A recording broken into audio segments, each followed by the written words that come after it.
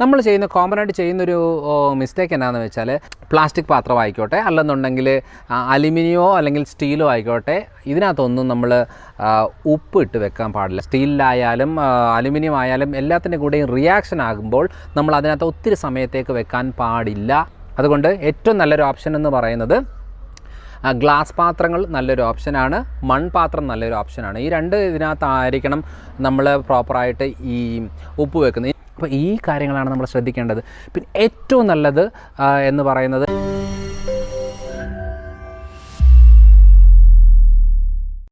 Hello everyone, I am doctor Manoj Johnson. Lifestyle മെഡിസിനിലേക്ക് സ്വാഗതം. ഇന്ന് നമ്മൾ ഡിസ്കസ് ചെയ്യാൻ പോകുന്നത് നമ്മുടെ അടുക്കളയിൽ ഉപയോഗിക്കുന്ന പല രീതിയിലുള്ള കാര്യങ്ങളില്ലേ, പാത്രങ്ങളായിട്ടുണ്ട്, സാമ്പാർ പൊടികൾ, അതായത് മസാലപ്പൊടികൾ, അതേപോലെ എണ്ണകൾ, പയർ പരിപ്പ് വർഗ്ഗങ്ങൾ, പച്ചക്കറികൾ, അങ്ങനെ പല രീതിയിലുള്ള കാര്യമുണ്ട്. കാരണം അടുക്കളയെ കറക്റ്റായിട്ട് നമ്മൾ ഏത് രീതിയിൽ മാനേജ് ചെയ്യുന്നു എന്ന് അറിയുവാണെന്നുണ്ടെങ്കിൽ പിന്നെ അവർക്ക് ഈ രോഗങ്ങളെ പേടിക്കേണ്ട ആവശ്യം വരത്തില്ല. അല്ലെന്നുണ്ടെങ്കിൽ ചെറിയ ചെറിയ കാര്യങ്ങൾക്കൊക്കെ ആശുപത്രിയിൽ പോകേണ്ട ആവശ്യം വരത്തില്ല. പക്ഷേ ഭൂരിഭാഗം ആളുകൾക്കും ബേസിക് ആയിട്ടുള്ള ഈ അടുക്കള കൾച്ചറിനകത്ത് കുറച്ച് കാര്യങ്ങൾ, അതായത് അറിയാത്തത് കൊണ്ട് സംഭവിക്കുന്ന കുറച്ച് മിസ്റ്റേക്സ് ഉണ്ട്. അതിൽ ഞാൻ പല വീഡിയോകളിലും പറഞ്ഞിട്ടുണ്ട്. എന്തായാലും ഞാനൊന്ന് ഒരുമിച്ചാക്കിയിട്ട് അടുക്കളയിലെ എല്ലാ കാര്യങ്ങളും ഉൾപ്പെടുത്തിക്കൊണ്ടൊരു വീഡിയോ ആണ് ഇന്ന് ഉദ്ദേശിക്കുന്നത്. അതായത് നമ്മളിപ്പോൾ ബേസിക്കായിട്ട് എടുത്ത് നോക്കിയാൽ പാത്രങ്ങളിൽ നമ്മൾ അലുമിനിയം ഉപയോഗിക്കാറുണ്ട്, സ്റ്റീൽ ഉപയോഗിക്കാറുണ്ട്, അതേപോലെ ടെഫ്ലോൺ റിലേറ്റഡ് ആയിട്ടുള്ള നമ്മുടെ നോൺ സ്റ്റിക്ക് പാത്രങ്ങൾ ഉപയോഗിക്കാറുണ്ട്, ഇരുമ്പ് പാത്രങ്ങൾ ഉപയോഗിക്കാറുണ്ട്, സെറാമിക് പാത്രങ്ങൾ ഉപയോഗിക്കാറുണ്ട്, ഗ്ലാസ് പാത്രങ്ങളുണ്ട്, പ്ലാസ്റ്റിക് പാത്രങ്ങളുണ്ട്, അങ്ങനെ പല രീതിയിലുള്ള പാത്രങ്ങളുണ്ട്. അപ്പോൾ ഈ പാത്രങ്ങളിൽ ഏത് പാത്രം എങ്ങനെ ഉപയോഗിക്കണം എന്നുള്ള ഒരു ഐഡിയയും കൂടെ ആവശ്യമാണ്. നമ്മൾ കോമൺ ആയിട്ട് ചെയ്യുന്നൊരു മിസ്റ്റേക്ക് എന്താണെന്ന് വെച്ചാൽ ക്വാളിറ്റി കുറഞ്ഞ ഈ പ്ലാസ്റ്റിക് പാത്രമായിക്കോട്ടെ അല്ലെന്നുണ്ടെങ്കിൽ അലുമിനിയമോ അല്ലെങ്കിൽ സ്റ്റീലോ ആയിക്കോട്ടെ ഇതിനകത്തൊന്നും നമ്മൾ ഉപ്പ് ഇട്ട് വെക്കാൻ പാടില്ല. കാരണം ഈ ഉപ്പ് എന്ന് പറയുന്നത് വളരെ വളരെ വളരെ ഹൈലി കെമിക്കൽ സാധനമാണ്. നമുക്കതൊരു ഉപ്പ് എന്ന് പറയുന്നൊരു ടേസ്റ്റ് തരുന്നു എന്നുള്ളതല്ലാതെ നമ്മളതുകൊണ്ട് ഉപ്പ് എന്ന് പറയുന്നതല്ലാതെ അത് സോഡിയം ക്ലോറൈഡാണ്. ഈ സോഡിയം ക്ലോറൈഡ് നമ്മൾ ഇരുമ്പ് പാത്രത്തിലായാലും സ്റ്റീലിലായാലും അലുമിനിയം ആയാലും എല്ലാത്തിൻ്റെ കൂടെയും റിയാക്ഷൻ ആകുമ്പോൾ നമ്മൾ അതിനകത്ത് ഒത്തിരി സമയത്തേക്ക് വെക്കാൻ പാടില്ല. അതൊരിക്കലും നല്ലതല്ല. കാരണം അതിൻ്റേതായിട്ടുള്ള പോയ്സണിങ് പിന്നെ നമ്മൾ ഓരോ ഭക്ഷണത്തിൽ നമ്മളിത് ഉപയോഗിക്കുന്നതുകൊണ്ട് അതിലൂടെ ഓട്ടോമാറ്റിക്കായിട്ട് നമ്മുടെ ശരീരത്തിൽ കയറും. അതുകൊണ്ട് ഏറ്റവും നല്ലൊരു ഓപ്ഷൻ എന്ന് പറയുന്നത് ഗ്ലാസ് പാത്രങ്ങൾ നല്ലൊരു ഓപ്ഷനാണ്, മൺപാത്രം നല്ലൊരു ഓപ്ഷനാണ്. ഈ രണ്ട് ഇതിനകത്തായിരിക്കണം നമ്മൾ പ്രോപ്പറായിട്ട് ഈ ഉപ്പ് വെക്കുന്നത്. ഇനി എന്താ ഹൈ ക്വാളിറ്റി പ്ലാസ്റ്റിക് ആണെങ്കിലും വലിയ കുഴപ്പം വരത്തില്ല. ഇത്രയാണ് നമ്മൾ ഉപ്പിൻ്റെ കാര്യത്തിൽ നോക്കേണ്ടത്. അതേപോലെ രണ്ടാമത്തെ കാര്യം എന്ന് പറയുന്നത് നമ്മളിപ്പോൾ പാചകം ചെയ്യുന്ന പാത്രങ്ങൾ, പാചകം എന്ന് ഉദ്ദേശിക്കുമ്പോൾ നമ്മൾ നോൺ സ്റ്റിക്ക് ഉപയോഗിക്കാറുണ്ട്. നോൺ സ്റ്റിക്ക് ഉപയോഗിക്കുന്നതുകൊണ്ട് യാതൊരു കുഴപ്പമില്ല. പക്ഷേ നോൺ സ്റ്റിക്ക് എന്ന് പറയുന്നത് നമ്മളിപ്പോൾ തന്നെ ഈ വീഡിയോ കണ്ടു കഴിഞ്ഞിട്ട് എടുത്ത് നോക്കണം. ആ നോൺ സ്റ്റിക്ക് പാത്രം ഒന്ന് എടുത്ത് നോക്കിയിട്ട് ഇതിൽ എന്തെങ്കിലും വിള്ളൽ വന്നിട്ടുണ്ടോ, വരകൾ വീണിട്ടുണ്ടോ, പൊളിഞ്ഞ് വന്നിട്ടുണ്ടോ എന്നുള്ളത് നോക്കിയാൽ മതി. ഉണ്ടെങ്കിൽ അത് അന്നേരം എടുത്ത് കളഞ്ഞോണം. കാരണം അത് നമ്മളിപ്പോൾ ഒരു 1000 രൂപ കൊടുത്തതാണ്, അതിന് മൊത്തം നമ്മൾ അതിൻ്റെ ബെനിഫിറ്റ് എടുക്കണം എന്ന് പറഞ്ഞ് ഉപയോഗിക്കാൻ പോയി കഴിഞ്ഞാൽ അത് പ്രശ്നമാണ്. അപ്പോൾ അതുകൊണ്ട് ഈ ടെഫ്ലോൺ എന്ന് പറയുന്നത് ശരീരത്തിനുള്ളിലേക്ക് കയറി കഴിഞ്ഞാൽ പുറത്ത് പോകത്തില്ല. ഏറ്റവും കൂടുതൽ ക്യാൻസറസ് ആയിട്ടുള്ള പ്രശ്നങ്ങൾ, സ്റ്റൊമക്ക് റിലേറ്റഡ്, ലിവർ റിലേറ്റഡ് ഡാമേജുകൾക്ക് ടെഫ്ലോൺ ആണ് ഏറ്റവും കൂടുതൽ കാരണം ഉണ്ടാകുന്നത്. കഴിഞ്ഞ തവണ ഒരു കുട്ടി 17 വയസ്സുള്ള ഒരു പെൺകുട്ടിയായിരുന്നു. അവർ കഴിഞ്ഞ ഒരു 5-8 കൊല്ലങ്ങളായിട്ട് ആ പെൺകുട്ടിയെ വിളിച്ചുകൊണ്ട് ഉള്ള ആശുപത്രികളിലെല്ലാം പോകുമായിരുന്നു. അപ്പോൾ ഇങ്ങനെ പോയി കഴിഞ്ഞേച്ച് എപ്പോഴും നോക്കിയാലും വയറുവേദനയാണ്. എന്നാൽ സ്കാനിങ്ങിൽ ഒരു കുഴപ്പമില്ല, അല്ലെങ്കിൽ ബ്ലഡ് ടെസ്റ്റിൽ കുഴപ്പമില്ല, യാതൊരു കുഴപ്പമില്ല. അവസാനം ക്ലിനിക്കിൽ വന്ന സമയത്ത് ഞാൻ പറഞ്ഞു, ഇതെല്ലാം കേട്ട് നോക്കിയിട്ട് എനിക്ക് ഒരു റിപ്പോർട്ടിൽ ഒരു കാര്യവുമില്ല.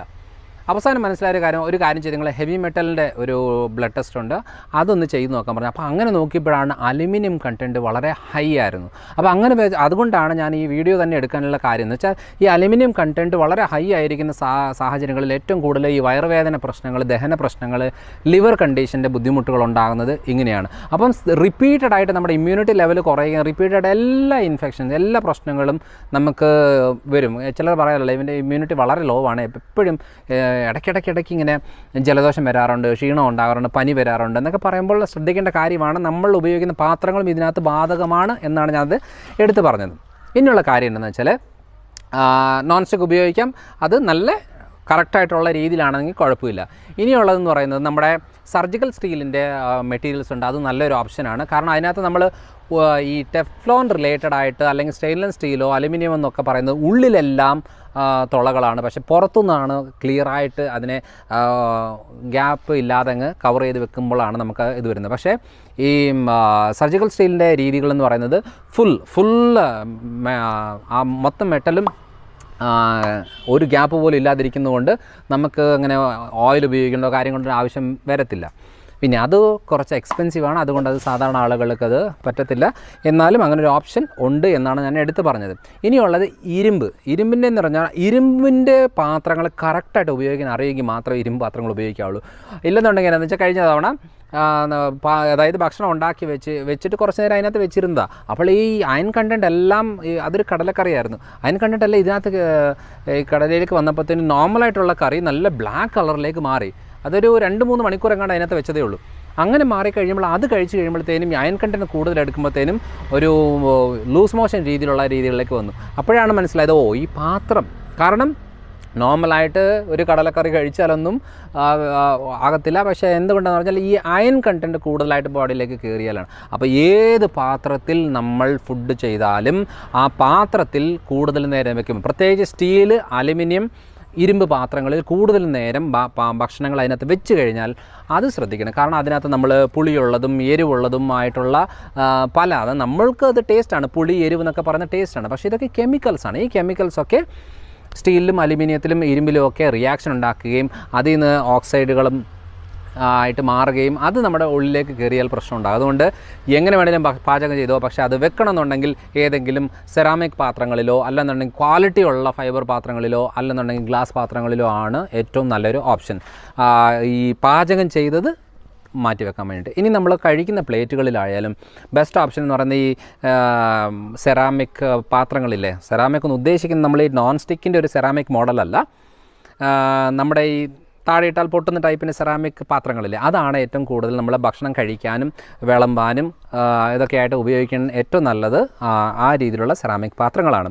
അതിപ്പം പല രീതിയിൽ ചൈനീസ് പാത്രങ്ങൾ എന്നൊക്കെ പറയാറില്ലേ, പൊട്ടുന്ന ടൈപ്പിൻ്റെ മൺ ടൈപ്പിൻ്റെ പൊട്ടുന്ന രീതിയിലുള്ള പാത്രങ്ങളാണ് ഏറ്റവും നല്ലൊരു ഓപ്ഷൻ. അപ്പോൾ ഈ പാത്രങ്ങൾ എന്നൊക്കെ പറഞ്ഞാൽ വളരെ ഇമ്പോർട്ടൻ്റ് ആണ്. നമ്മൾ വെള്ളം വെക്കുന്നത് തന്നെ ഇപ്പോൾ കോപ്പർ നല്ലൊരു ഓപ്ഷനാണ്. പക്ഷേ ഹൈ ക്വാളിറ്റി കോപ്പർ ആണെന്ന് ഉറപ്പ് വരുത്തണമെന്നുണ്ടെങ്കിൽ അത് നല്ല കമ്പനിയിലുള്ള ഇതായിരിക്കണം. അതിനകത്ത് കറക്റ്റായിട്ടുള്ള പെർസെൻറ്റേജ് മെൻഷൻ ചെയ്തിരിക്കണം. അങ്ങനെയാണെങ്കിലേ അത് ഉപയോഗിക്കേണ്ട ആവശ്യമുള്ളൂ. ഇല്ലെന്നുണ്ടെങ്കിൽ ചില സൂപ്പർ മാർക്കറ്റിലൊക്കെ പോയി കഴിഞ്ഞാൽ 1000 രൂപ 1500 രൂപയുടെ നോൺ സ്റ്റിക്ക് ഒക്കെ എന്ന് പറയുന്നത് 100, 200, 500 രൂപയുടെ ഉള്ളിലാണ് നമുക്ക് കിട്ടിക്കൊണ്ടിരിക്കുന്നത്. ഓഫറാണെന്ന് പറഞ്ഞാൽ തരികയാണ്. അതൊക്കെ വീട്ടിൽ കൊണ്ടുവന്ന ഒറ്റ മാസം കൊണ്ട് തന്നെ അതിലുള്ളതെല്ലാം നമ്മൾ കഴിച്ച് തീർക്കുകയും ചെയ്യും. അതിനകത്ത് നല്ലതെല്ലാം നമ്മുടെ ശരീരത്തിൽ കയറും. അപ്പോൾ ശ്രദ്ധിക്കണം, നല്ല കമ്പനിയിലുള്ള നല്ല ക്വാളിറ്റി ഉള്ളത് കുറച്ച് പൈസ മുടക്കിയായാലും കുഴപ്പമില്ല. അത് നമ്മൾ ചിലപ്പോൾ 6 മാസമൊക്കെ ഉപയോഗിക്കുന്ന ആളുകളായിരിക്കും, ചിലപ്പോൾ 1 കൊല്ലം ഉപയോഗിക്കുന്നവരുണ്ട്, അങ്ങനെയൊക്കെ ഉണ്ട്. എന്നാലും നമ്മുടെ ഉപയോഗത്തിനനുസരിച്ച് ഇതിൻ്റെ ഡ്യൂറബിലിറ്റി കൂടുകയും കുറയുകയും ചെയ്യും. അതുകൊണ്ട് പാത്രങ്ങൾ വളരെ ഇമ്പോർട്ടൻ്റ് ആണ്. ഇനി എണ്ണയുടെ കാര്യത്തിൽ നമ്മൾ ഏറ്റവും കൂടുതൽ ശ്രദ്ധിക്കേണ്ടത്, നമ്മളിപ്പോൾ പല രീതിയിലുള്ള എണ്ണകളുണ്ട്. വെളിച്ചെണ്ണയുണ്ട്, റൈസ് ബ്രാനുണ്ട്, അതേപോലെ സൺഫ്ലവർ, പിന്നെ എള്ളെണ്ണ, കടുകെണ്ണ, തവിടെണ്ണ, മറ്റേ പല രീതിയിലുള്ള എണ്ണകളില്ലേ, നമ്മൾ സാധാരണ ഉപയോഗിക്കുന്ന എണ്ണകളൊക്കെ ഉണ്ടല്ലോ. അപ്പോൾ ഈ എണ്ണകളിൽ ഏത് എണ്ണയാണ് കുറച്ചുകൂടെ നല്ലത്, ഏത് എണ്ണയാണ് കുറച്ചുകൂടെ ബെറ്റർ എന്നുള്ളത് നമുക്ക് എപ്പോഴും കൺഫ്യൂഷനാണ്. റിഫൈൻഡ് ഓയിൽസ് എന്ന് പറയുന്നത്, നമ്മൾ റിഫൈൻഡ് എന്ന് ഉദ്ദേശിക്കുന്നത് നമ്മൾ കേൾക്കുമ്പോൾ കൊള്ളാമല്ലോ നല്ല ശുദ്ധീകരിച്ച എണ്ണ എന്നുള്ളത് ഒന്നുമല്ല. ഇത്രയും ലോ ക്വാളിറ്റി ആയിട്ട് ഒരു രീതിയിലുള്ള ആരോഗ്യ ഗുണങ്ങളില്ലാത്ത എണ്ണകളാണ് റിഫൈൻഡ് ഓയിൽസ്. അതിൽ എന്താ പറയുക, ചെറിയ ഒരു സൺഫ്ലവർ ഓയിൽ 1 ലിറ്റർ കിട്ടണമെന്നുണ്ടെങ്കിൽ മിനിമം ഒരു 7 കിലോ എങ്കിലും സൺഫ്ലവർ സീഡ് വേണം. പക്ഷേ ഇത് എങ്ങനെയാണ് ഇത്രയും എണ്ണ വരുന്നത് നമ്മൾ ആലോചിക്കുന്നില്ല. തവിടെണ്ണ എങ്ങനെയാണ് ഇത്രയും കിട്ടുന്നതെന്ന് ആലോചിക്കുന്നില്ല. കാരണം അതിനകത്ത് നമ്മളൊരു പെട്രോളിയം പ്രോഡക്റ്റ് ഹെക്സൈൻ അങ്ങോട്ട് ഇട്ടിട്ട് വേണം അതിൽ നിന്ന് എണ്ണ എടുക്കാൻ. അതിൻ്റെ കോട്ടൺ സീഡ് ഓയിലുകളും കാര്യങ്ങളും എല്ലാം മിക്സ് ചെയ്തെടുത്തിട്ടാണ് ഈ ഒരു ലോ ക്വാളിറ്റി ഇത് വരുന്നത്. കാരണം ഇപ്പം സൺഫ്ലവർ ഓയിലിനൊക്കെ എന്നാ വിലയുണ്ട്, ഒരു 70-80 രൂപയ്ക്കൊക്കെ 100 രൂപയുടെ ഉള്ളിലൊക്കെ സൺഫ്ലവർ ഓയിൽ കിട്ടും. അപ്പോൾ അങ്ങനെ നോക്കണ്ട. നമ്മൾ ഏറ്റവും നല്ല ഓപ്ഷൻ എന്ന് പറയുന്നത് വെർജിൻ കോക്കനട്ട് ഓയിലാണ്. അതേപോലെ നമ്മുടെ ആട്ടിയ വെളിച്ചെണ്ണ നല്ലൊരു ഓപ്ഷനാണ്.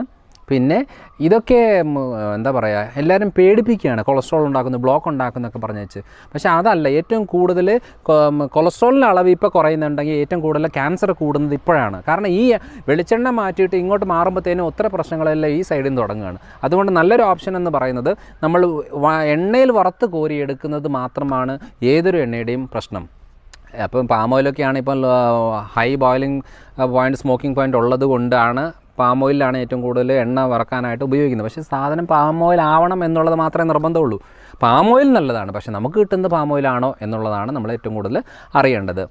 അതേപോലെ കാനോല ഓയിൽ, അതേപോലെ നമ്മുടെ ഒലിവ് ഓയിൽ ഏറ്റവും ബെസ്റ്റ് ഓപ്ഷനാണ്. പക്ഷേ ഈ ഒലിവ് ഓയിലൊന്നും നമ്മളുടെ ഇന്ത്യൻ കുക്കിങ്ങിന് അത്ര സൂട്ട് ആവത്തില്ല. കാരണം ഇതിങ്ങനെ ഹീറ്റ് ചെയ്ത് എടുക്കേണ്ട ഒരു കാര്യമല്ല. അത് അത്ര ഹീറ്റ് ചെയ്ത് ഉപയോഗിക്കുന്ന ഒരു എണ്ണയല്ല ഒലിവ് ഓയിൽ. അതുകൊണ്ട് ഒലിവ് ഓയിൽ നല്ലതാണ് ഒരു ഡ്രസ്സിങ്ങിന് എടുക്കാൻ, അതേപോലെ സാലഡുകൾക്ക്, അല്ലെന്നുണ്ടെങ്കിൽ ഏതെങ്കിലും ഫുഡ് ഐറ്റംസ് എടുത്തിട്ട് അതിൻ്റെ അവസാനം എടുത്ത് ഉപയോഗിക്കാൻ പറ്റുന്ന ഓയിലാണ് ഒലിവ് ഓയിൽ. അത് നല്ലൊരു കാര്യമാണ്.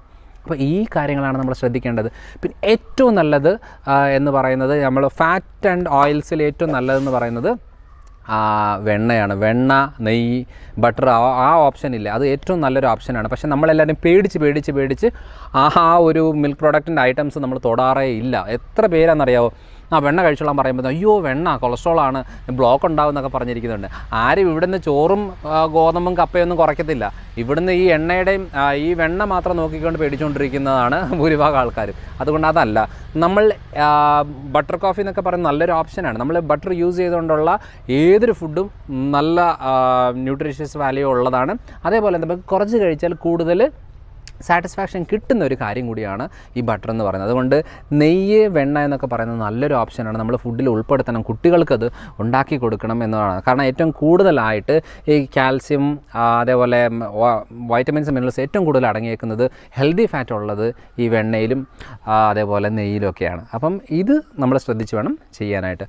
ഇനിയും പഞ്ചസാരയുടെ ഉപയോഗം എത്ര കുറയ്ക്കുന്നോ അത്രയും നല്ലത്. പിന്നെ ഈ ചെറുപയർ, വൻപയർ, കടല, മുതിര, ഉഴുന്ന്, പരിപ്പ്, ഗ്രീൻ പീസ്, ഇതെന്ന് പറയുന്നത് ഹൈ റിച്ച് പ്രോട്ടീൻസാണ്. ഇത് കുട്ടികൾക്ക് ഏറ്റവും നല്ലൊരു കാര്യമാണ്.